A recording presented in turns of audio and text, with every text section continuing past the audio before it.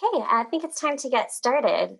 So thank you for joining today's webinar, How to Manage Multi-Generational Workplaces. I'm your moderator, Elise Schaefer, editor of Feed and Grain magazine, and our presenter today is Lindsay Calvert, Leadership Development Manager at the Iowa Corn Growers Association. I want to thank you for spending part of your day with us, and I especially want to thank our sponsors, CPM. CPM is the leading supplier of process equipment and systems for the animal feed, oilseed, and other essential industries. CPM equipment is built to perform under the most challenging conditions day in and day out.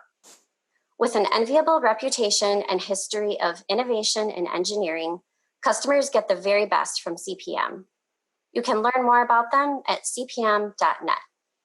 So with that, we'll get right into the presentation and I'll turn things over to Lindsay. Great, thank you. And thank you all of you for joining today. I know there's a lot of things you could choose to be doing, so I appreciate that you chose to spend 30 minutes with myself and everyone else on the webinar today. So Elise gave a brief intro, but 3 things you need to know about me before we start the next 30 minutes is I am Iowan. That's not that important, but I am a proud Iowan, and I born and raised here, took a little detour and worked out in DC for several years with American Farm Bureau Federation and did leadership development and managed that team for them. Now I'm back in Iowa, and so it feels good to go to work every day and work for Iowa's corn farmers. Being in the grain business, I'm sure you are familiar with checkoffs, so every penny that is, every bushel sold through a first purchaser, 1 penny goes to the checkoff. And we also have the Corn Growers Association, and that is where we get our money for lobbying. So that's kind of my world that I live day in and day out. Second, I love to learn. That sounds cheesy, I know, but I love to read. If I could have an ideal job, it'd be to read all day, get paid to do it. That would be cool. And 3, I want everyone to enjoy going to work most days. I'm not naive enough to think that everyone is going to love and skip to work every day on a Monday, on a weekend, at night, but we spend entirely too much time at work to be miserable and hate it all the time. And so I think part of that is looking at the people who work for us and work with us, acknowledging that we come from different generations, different age groups, whatever that may be. And so I think it's a good first step that you are listening to this webinar to explore that topic a little bit more. Shifting over to what my expectations are for myself and for you, I will share ideas. I'll ask some questions, like Elise said, and feel free to use that chat box. I think you should be able to see each other's answers, but if not, I'll read out a few of them. And then this is important for you. It is so easy to go through webinars or trainings and latch on to the information that affirms what we already know or what we already believe. So my question for you, or my ask of you, I would say, is as I'm talking and you're hearing and seeing some responses from other people, is to ask yourself, what is different than what you already know or think?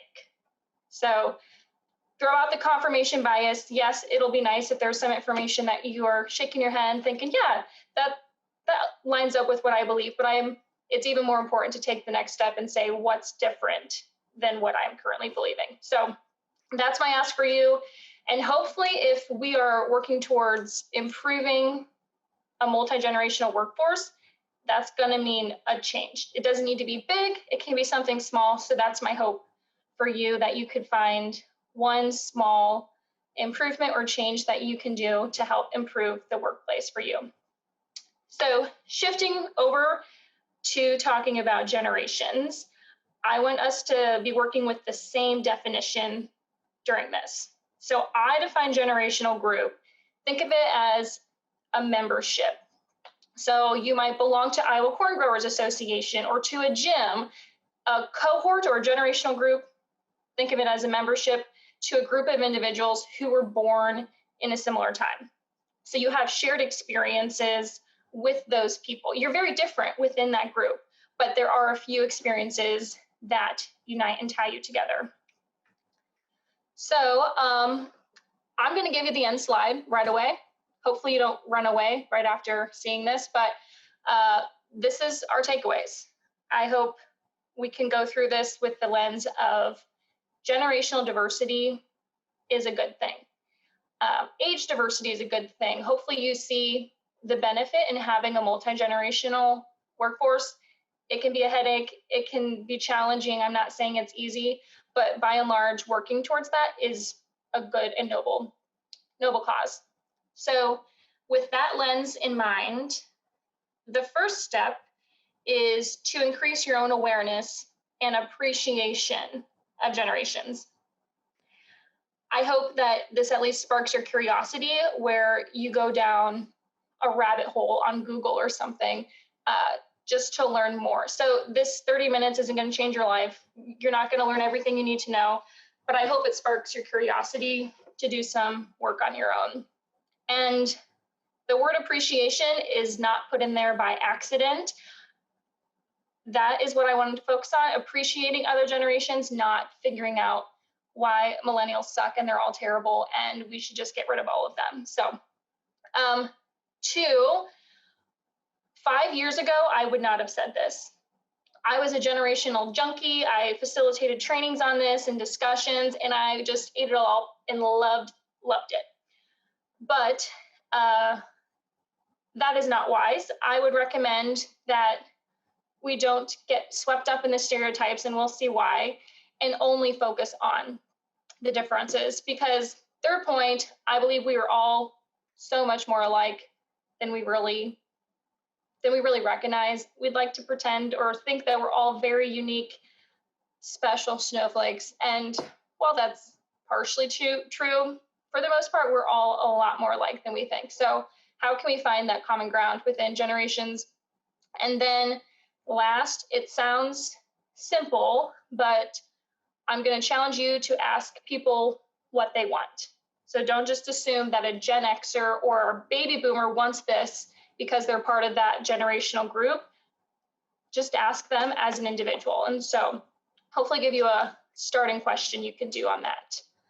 This is where I'm going to ask for your participation. You can see here on this graph, we have, in general, these are the 5 generations we're working with right now. So a couple years ago, we were talking about, oh, there's 4 generations in the workplace, and we have to all figure out how to work and get along. Guess what? Millennials are 40 right now, so we can't just assume everyone coming into the workforce is a millennial. In fact, that is false. Everyone coming into the workforce now is of this new generation that the media, they kind of are the ones that get to decide what the popular term for the generation is used. So any of your interns, new hires who are fresh out of high school or college, they are Gen Z. And so birth year alone does not necessarily determine what generation you're a part of, but it is a good starting point. So Elise, if you want to go ahead and pull up that poll, I want to see what generations we have right now on the call. It looks like we are pretty evenly split between boomers, Gen X, and millennials. So Gen X, a shout out to you. One of your nicknames is the Forgotten Generation. So I really appreciate that we have more Gen Xers representative here than other generations, because I can't say that I've had that in a group of people before. And shout out to our one Gen Z person. Glad you were on the call and happy to have you here. So like I said, birth year alone does not determine your generation. There's these fancy people who are on the edge of their generation. So if you were born in 1980, you might think you're more the millennial generation, and so we'd call you a cusper. So if you're kind of on the edge of one of the generations, we call you a cusper, and that's actually very valuable because you can relate to both groups and help provide a bridge there. So seeing some people in the chat here.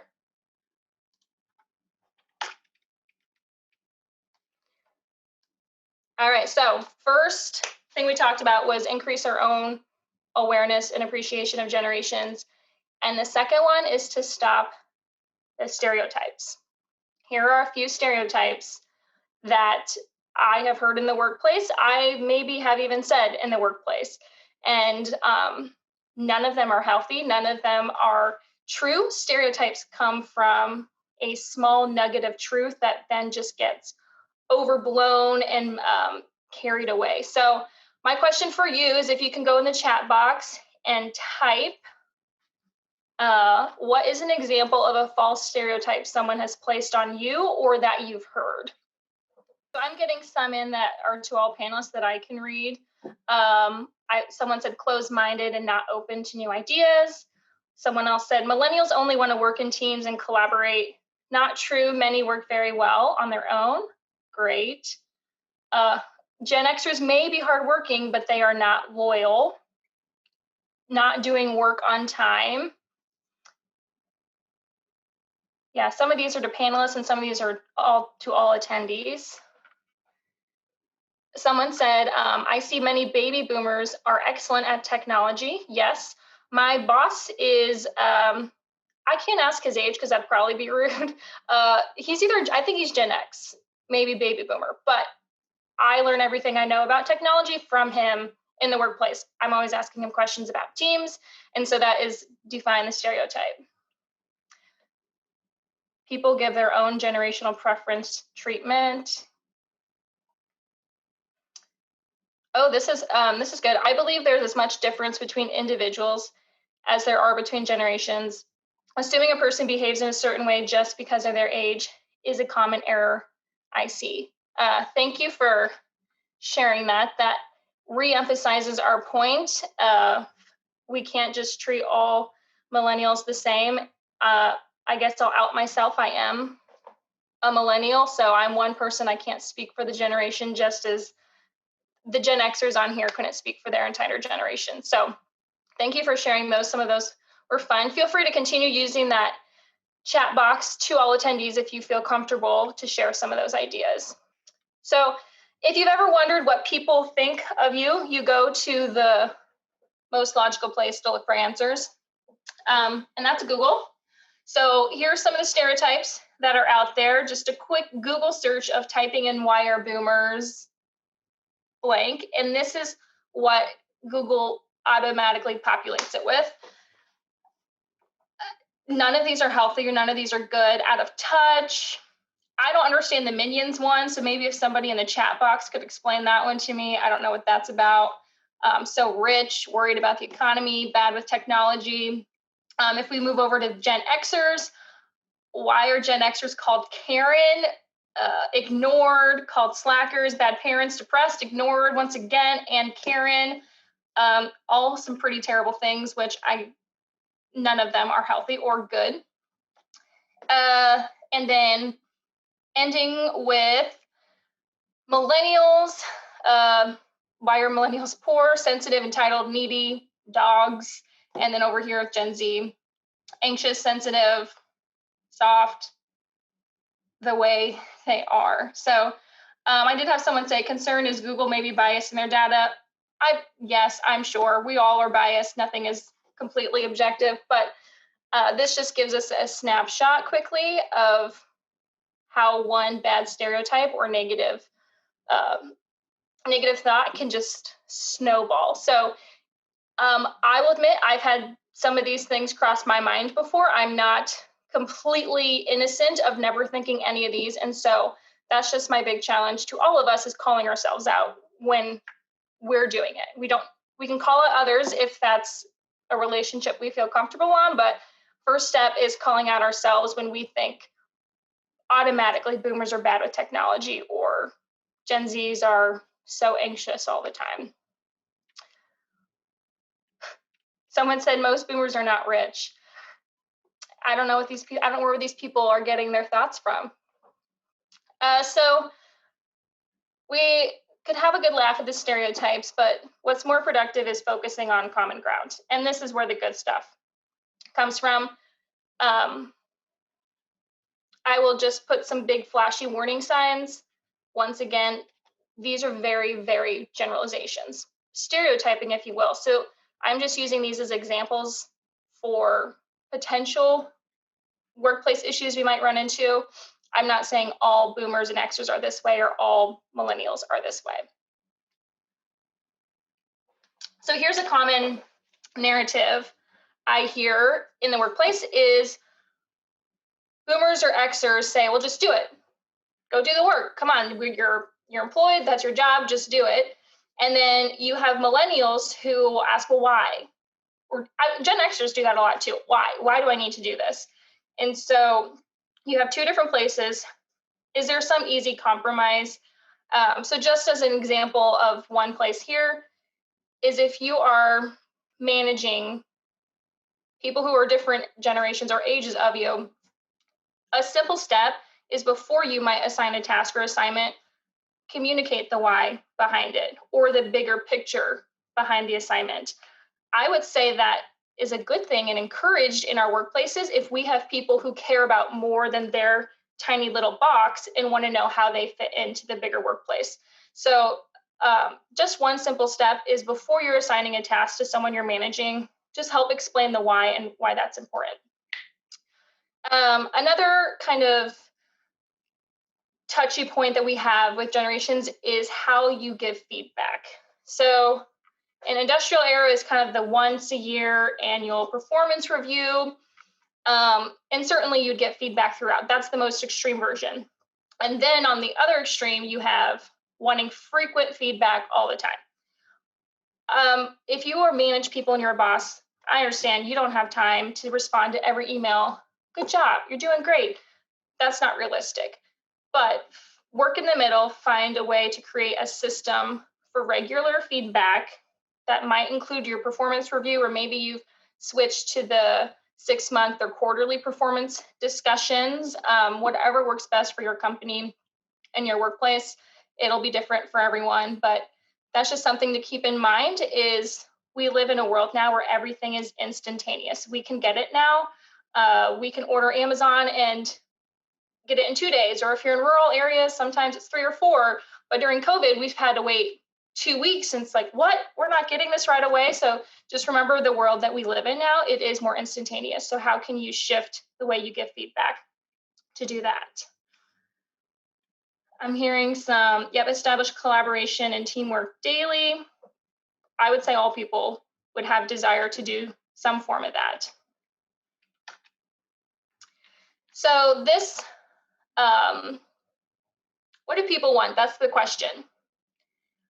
I'm going to start at the bottom. Better office coffee. Just any coffee in general is good now. We've stopped sharing coffee in the office because of COVID restrictions, so it's bring your own. But start with that, better office coffee. That's great. But then more importantly, I would say that all people can be grouped up and say, people want work that matters. It doesn't matter what generation. You want to feel like you're making a difference. Now, you might have people who say, yeah, but is that realistic? Come on, like you're just going to work. It's a job. You get a paycheck. You go home. But I would say most people have an internal desire to do work that they feel is making a difference. The word flexibility is scary, and we've seen a lot more of that now. We could assume that all younger people want to work from home permanently, and everyone else who's in a Gen X or Boomer doesn't. Once again, that's false. We need to ask people. But I would say work that matters, the autonomy for how to get it done, the flexibility to do it and how they want to do that.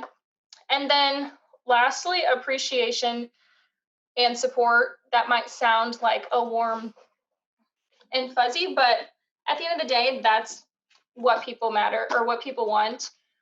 For you, I'm asking you now, what do you want in the workplace when it comes to the type of work, your feedback, flexibility?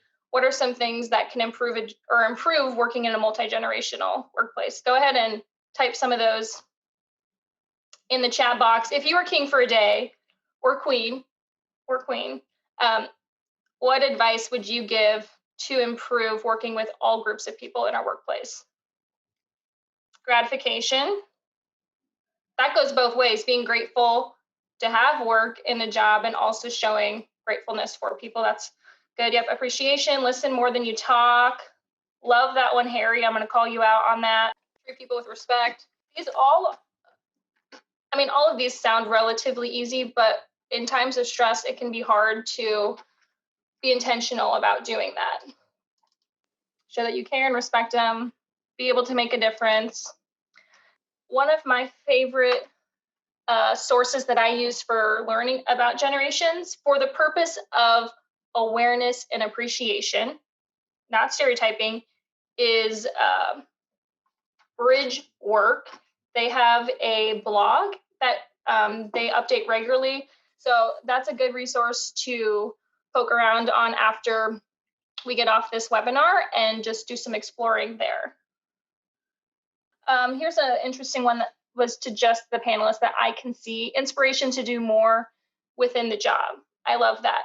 The best gift you can give people is clarity on what you want the outcome to be, and get their input, and just let them surprise you at how good they can be and ideas that they have. So in wrapping up, since I want to respect our 30-minute webinar, here's a few do's and don'ts just to get you rolling after this webinar. And I've seen many of these have been written in the chat box, so thank you for that. So remind yourself each person has something to offer, and just ask people, when was the last time you asked someone what they want? Or even my favorite question that I ask this more to my peers too, because it's a little less scary to hear their answers, is if you were in my role, what would you do? Or what idea would you have? So that goes back to what someone said in the chat box, was just listening more than talking. Lead with why in anything, really. That could be simple, just lead with why. And I would challenge you to read one article. There's also Pew Research has a lot of information. And if you're a nerd, a political junkie nerd, they also have information on voting habits of each generation. So we'll also put that in the email, but I'll drop this and you can spend hours on that link or on that site. So yeah, I'd encourage you just to pick out one article that you have of interest, and don't label or judge. Assume you know what motivates people based on their age. People are always surprised when I tell them, hey, millennials are 40 now. Like, millennials are grown up and we have different people, and stage of life definitely has a play in how and why we do certain things. So, and then the last point is, don't ignore the knowledge of Gen Xers and boomers. I loved the comment somebody said that don't just assume that baby boomers aren't open to new ideas. That is completely false and far from the truth. But I'd also say that if you have boomers who are ready to retire and they have had a lot of loyalty to your company and been there 20, 30 years, all of that knowledge when they leave will walk out the door. So what are you doing now to retain that, and what kind of knowledge, knowledge management system or process do you have in place? So I think I have one more. And there we are. We ended on our in conclusion. So thank you for joining. I hope this sparked your interest to go do more research on your own, because I know 30 minutes won't change anything on your end, but I just hope that this excites you enough to go look at some more information and work on improving our workforce, whether it's working with multi-generations or people from different backgrounds and experiences. And with that, I'll hand things over to Elise. Okay, thank you so much, Lindsay. That was very engaging. I love the dialogue that we were able to have with the attendees. I like that we focused on respect and appreciation, all wonderful things that need to be going on in the workplace. So thank you very much, Lindsay. And a lot of people have been asking about the PowerPoint and the links that she shared. Yes, those will be sent out in an email along with a video to the presentation if you'd like to watch it that way. And that about covers it. Thank you to our sponsor, CPM, and thank all of you for spending some time with us today. All right, take care.